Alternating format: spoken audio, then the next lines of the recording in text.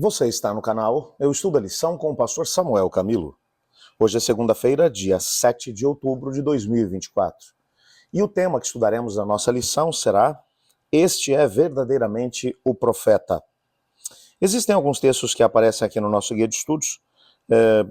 João capítulo 6, versos 14, 15 e 26 a 36.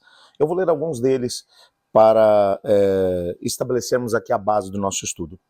Quando as pessoas viram o sinal que Jesus havia feito, disseram: esse verdadeiramente é o profeta que deveria vir ao mundo. E Jesus ficou sabendo que estavam para vir com a intenção de fazê-lo rei à força. Então ele se retirou outra vez sozinho para o monte. E Jesus respondeu: em verdade lhes digo que vocês estão me procurando, não porque viram sinais, mas porque comeram pão e ficaram satisfeitos. Trabalhem não pela comida que se estraga, mas pela que permanece viva e eterna, a qual o Filho do Homem dará a vocês, porque Deus, o Pai, o conformou ou o confirmou com o seu selo. Então lhe perguntaram: que faremos para realizar as obras de Deus? Jesus respondeu: a obra de Deus é essa, que vocês creiam que naquele que ele enviou está a vida. E eles disseram: que sinal o Senhor fará para que vejamos e creiamos no Senhor? O que o Senhor pode fazer? Nossos pais comeram maná no deserto, como está escrito, deu-lhes de comer o pão do céu. Jesus lhe disse: em verdade lhes digo, que não foi Moisés quem deu o pão do céu a vocês. Quem lhes dá o verdadeiro pão do céu é meu Pai. Porque o pão de Deus é o que desce do céu e dá vida ao mundo. Então lhe disseram: Senhor, dê-nos sempre desse pão. E Jesus respondeu: eu sou o pão da vida. Quem vem a mim jamais terá fome, e quem crê em mim jamais terá sede. Porém, eu já disse que vocês não creem, embora estejam me vendo. Esse texto é um texto realmente interessante. Repare que aqui é o desdobramento do milagre feito por Jesus, ou do sinal feito por Jesus. 5.000 homens, sem contar mulheres e crianças, já mencionei. Dizem alguns comentaristas bíblicos, estamos falando aqui de aproximadamente 14 a 15 mil pessoas que comeram, ficaram satisfeitos e ainda recolheram dos pedaços que sobraram 12 cestos cheios. Ok, essas pessoas agora estão conversando. No livro Desejo de todas as Nações, nós descobrimos que os próprios discípulos perceberam que a multidão estava empolgada com o milagre feito por Jesus e começam agora a fomentar entre os demais a ideia de que Jesus deve se tornar o rei deles, o rei temporal. O que é que eles esperavam? Esperavam que Jesus se levantasse e que formasse um exército para expulsar os romanos da Terra Santa. Bom, o que mais se esperava de um líder como o Messias? Eles esperavam que, uma vez que um exército fosse formado, que Jesus, agora na qualidade de Messias, que ele fizesse duas coisas: que desse de comer ao exército. Bom, com um milagre operado por Jesus, isso não seria complicado. Era só ele multiplicar pães e peixes todo dia e estava resolvido o assunto.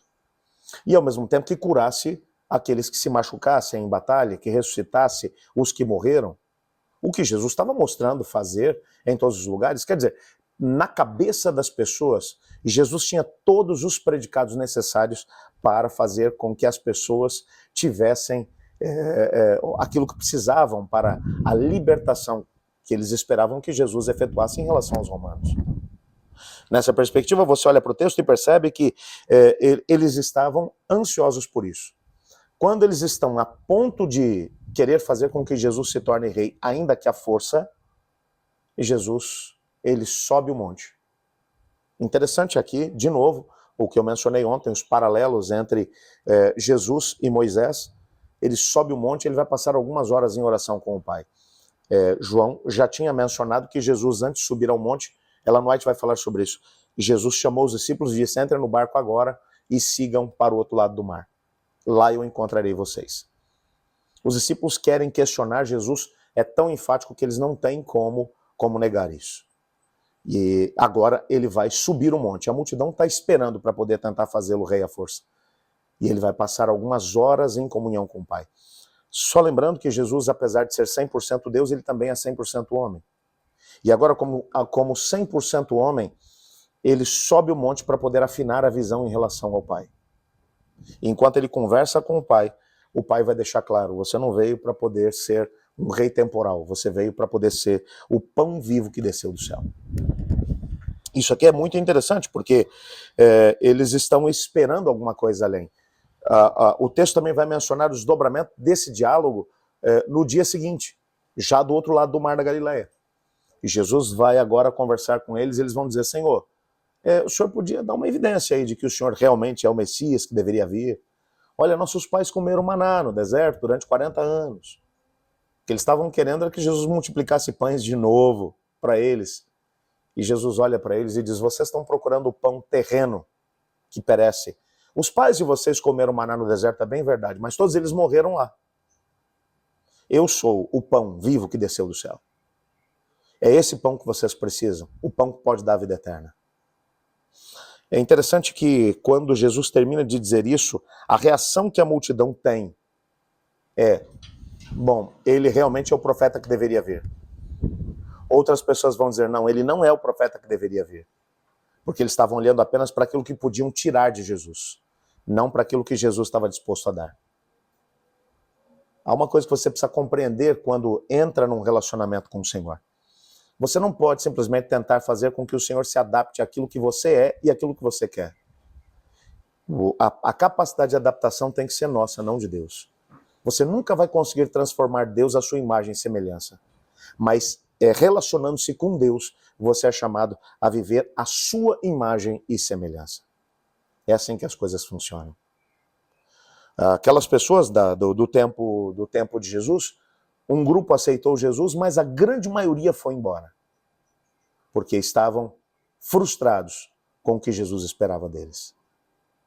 Jesus não estava disposto a se encaixar dentro daquilo que eles queriam. E você não vai conseguir fazer com que Deus se encaixe dentro daquilo que você quer. Então a grande pergunta que você deve fazer ao Senhor hoje é: o que o Senhor espera de mim? O que o Senhor quer de mim? Eu queria que você pensasse nisso enquanto nós oramos juntos. Muitos pedidos têm sido enviados para a nossa comunidade de oração. E eu quero orar por você. Mas não se esqueça que, por mais que você queira ou ache que precise de alguma coisa, você nunca vai conseguir forçar Deus a fazer o que você quer. Mas você deve estar disposto a receber das mãos dele aquilo que ele tem para poder lhe dar. Ore comigo. Obrigado, Pai, por tua palavra e pela certeza que temos de que nos amas. Pela certeza que temos também de que todas as coisas estão nas suas mãos e que o Senhor opera da forma como o Senhor quer, quando o Senhor quer, do jeito que o Senhor quer. Ajuda-nos a podermos aprender com a lição daquelas pessoas do passado e a nos conformarmos com aquilo que é a vontade do Senhor. Nos colocamos em tuas mãos e colocamos também cada pedido que vai no nosso coração, disposto a receber do Senhor aquilo que o Senhor tem a nos dar. Pois em nome de Jesus que oramos. Amém. Eu estudo a lição e você?